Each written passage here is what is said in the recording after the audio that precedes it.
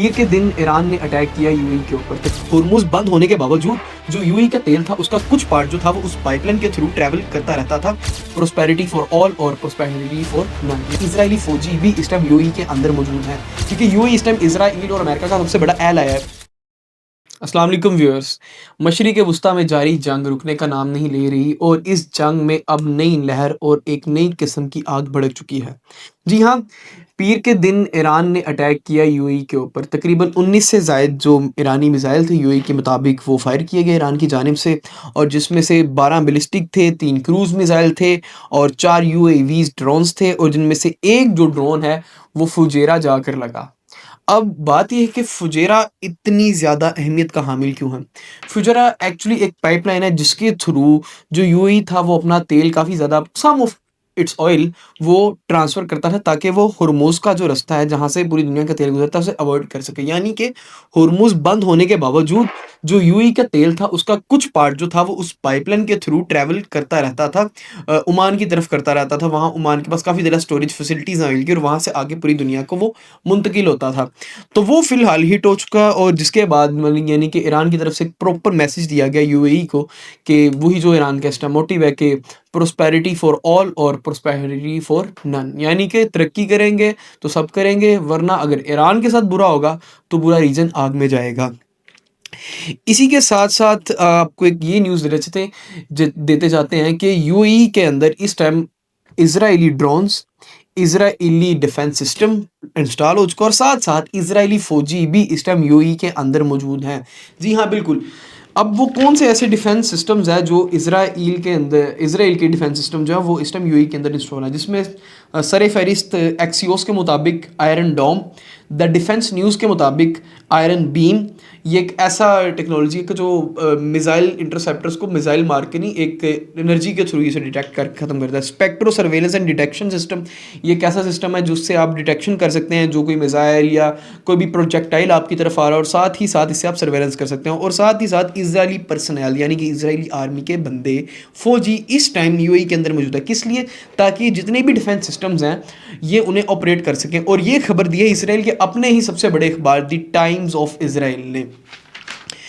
अब इसमें एक और चीज़ ये है कि जो यूएस मिलिट्री है, ईरान से जब सवाल हुआ कि आपने ये अटैक यूएई के ऊपर क्यों किया, ये क्या अनप्रोवोक्ड अटैक था या प्रोवोक्ड अटैक था, तो ईरान के मुताबिक पहले तो उन्होंने इस चीज़ को डिनाई किया कि हमने कोई अटैक किया ही नहीं है, लेकिन बाद में आईआरजीसी से लिंक जो एक अकाउंट है उसने क्लेम किया कि जी हाँ, हमने ही अटैक किया है।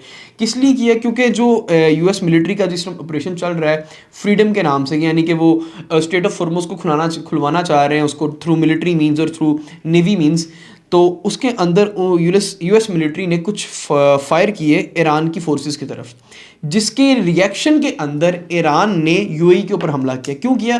क्योंकि यूएई इस टाइम इजराइल और अमेरिका का सबसे बड़ा एलाय है। आपको याद होगा कि जब जंग जारी भी थी सीज फायर से पहले पहले, तो यूएई सिर्फ गल्फ कंट्रीज़ के अंदर सिर्फ यूएई एक ऐसी कंट्री थी जिसने कहा था कि हम रेडी हैं अमेरिका के साथ फोर्सेस ज्वाइन करने को, ताकि स्टेट ऑफ हॉर्मुज को थ्रू मिलिट्री मीन्स खुलवाया जा सके, यानी कि ब्लॉकेट को खुलवाया जा सके। इस बीच में यूएई आर्मी भी उसके अंदर जाके हिस्सा लेगी। तो ईरान ने उसके फिर कह लें उसके ज़िमन में और उसके जवाब में, उसके रिएक्शन के अंदर ईरान ने यूएई के ऊपर हमला किया और उसे क्लेम किया, और उन्होंने साफ साफ पैगाम दिया कि कोई भी अब शिप जो है, कोई भी commercial ship state of Hormuz से नहीं जा पाएगी तब तक के हत्ता कि वो ईरानी हुकाम और आईआरजीसी हुकाम से कोऑर्डिनेट करे, उनसे प्रॉपर इजाज़त ले, और जो ईरान ने एक टोल उसके ऊपर $2 मिलियन का लगाया हुआ है वो देगी तो वो आगे जा पाएगी। अब देखना ये है कि अब इसके ऊपर यूएई का क्या रिएक्शन आता है। यूएई काफ़ी भी पहले भी ज़्यादा जिंगोइज्म कर रहा था, काफ़ी ज़्यादा वो रेडी था कि हम तो लड़ना चाहते हैं ईरान के साथ। और इसमें अब देखने वाली ये बात है कि नेतन्याहू के ऊपर भी काफ़ी ज़्यादा इस टाइम क्रिटिसिज्म आएगा इसराइल के अंदर की तरफ से। उसकी वजह ये है कि जब आपकी अपना मतलब कि आप अपने आप को ढक नहीं पा रहे हैं, यानी कि इतना एग्जॉस्ट कर दिया था ईरानी मिसाइलों ने इसराइल डिफेंस सिस्टम्स को कि उन्हें ये जंग रोकना पड़ गई थोड़ी देर के लिए। तो इसराइल के अपने भी जो नेटिव लोग हैं वो उसके ऊपर इसराइली हुकूमत के ऊपर ये तनकीद करेंगे कि सरकार जब हमारे अपने डिफेंस सिस्टम से हमारी पूरी नहीं पड़ रही तो आप जाके यूएई की मदद क्यों कर रहे हैं। और यूएई के ऊपर एक ज़रा यूएई को नुकसान ये होगा कि गल्फ स्टेट्स के अंदर से पहली ऐसी स्टेट है जो इसराइल के साथ स्ट्रेटेजिक और मिलिट्री लेवल पर इत्तेहाद कर रही है और उन्हें अपना एलाय बना रही है, और बिल्कुल उनके साथ कोऑर्डिनेशन के अंदर है। उनके नफ्ताली मिनट का अगर आप ट्वीट देखेंगे तो आपको समझ लगे कि किस लेवल की इनके बीच में स्ट्रेटेजिक कोऑर्डिनेशन इस टाइम चल रही है। तो गल्फ़ कंट्रीज़ भी एज़ अ ख़तरा उसे देखेंगी और ईरान तो ऑब्वियसली यूएई को ख़तरा भी दिखेगा और बार-बार अटैक करेगा, तो यूएई का तो वैसे माशाल्लाह इकोनॉमी का भट्ठा बैठ रहा है, क्योंकि जब से ये जंग शुरू हुई है तो उनका जो एक परसेप्शन बना था टूरिज़्म का वो ख़त्म हो रहा है, इन्वेस्टमेंट्स उठा के भाग रहे हैं, लोग रियल एस्टेट कंपनीज़ भी बंद हो रही हैं वहाँ पर। तो आई डोंट थिंक सो कि ये जंग रुकने वाली। मैंने पहले भी आपको कहा था कि ये थोड़ी देर के लिए सिर्फ ब्रेक है, ताकि अपने आप को री-स्ट्रेंथ किया जाए, एक न्यू स्ट्रैटेजी के साथ दोबारा ईरान के ऊपर कोई बड़ा असॉल्ट जारी किया जाए। तो देखते हैं आगे ये सूरत हाल किस तरफ जाती है, इसी उम्मीद में कि अमन होगा और शायद ही कोई एग्रीमेंट हो भी जाए, जो कि अमेरिका जिसके लिए सीरियस नहीं है। खैर, वीडियो देखने का आप सबका बहुत बहुत शुक्रिया। कमेंट्स में अपनी कीमती राय का इज़हार ज़रूर कीजिएगा।